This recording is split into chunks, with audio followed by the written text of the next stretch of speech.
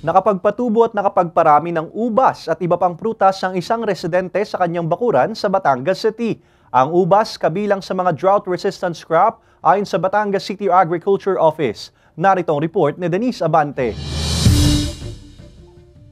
Sa maliit na espasyong ito ng Pamilya Abdon sa Barangay 24, Batangas City, makikita ang iba't ibang klase ng prutas gaya ng bayabas, kalamansi at ang bida sa lahat na akala ng marami sa ibang bansa lang tumutubo, ang ubas. Ang natatanging tanim na ubas nagsimula raw sa bigay na cuttings o sanga mula sa kaibigan ng tinaguriang green thumb sa pamilya na si Eman. Dati raw siyang empleyado sa isang kumpanya pero dahil sa pandemya noon, napatigil na lang sa bahay at naisipang magtanim ng sari-saring pananim. Hindi raw niya akalaing yayabong at bubunga ito ng marami. Pero ang bunga ng tanim na ubas, wala raw siyang balak ibenta. Stress reliever para sa pangaraw-araw. Masaya po sa pangaraw-araw. Mas marami pong naghahanap ng cuttings na gusto nilang itanim. Pwede nilang paramihin yun once na napa-mature nila.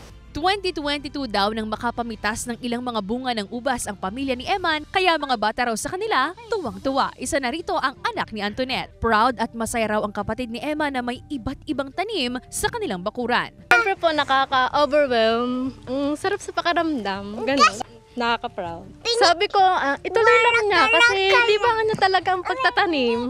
Lahat ng tinatanim niya, halos lahat nabubuhay. Ayon sa Batangas City Agriculture's Office, nabubuhay ang ubas sa bansa at kabilang ito sa drought-resistant crops kaya hindi raw ito maaapektuhan ng posibleng maranasang tagtuyot sa lungsod. Nabubuhay naman siya sa tropical countries. Basta lang ho, tama ang ating pag-manage, pag-abono, trimming ng mga vines, yan ho bubunga. Basta lang maalagaan ang dilig. Drought-resistant din po. Kasama si J. Arman Hares, Denise Abante, Balitang Southern, Tagalog.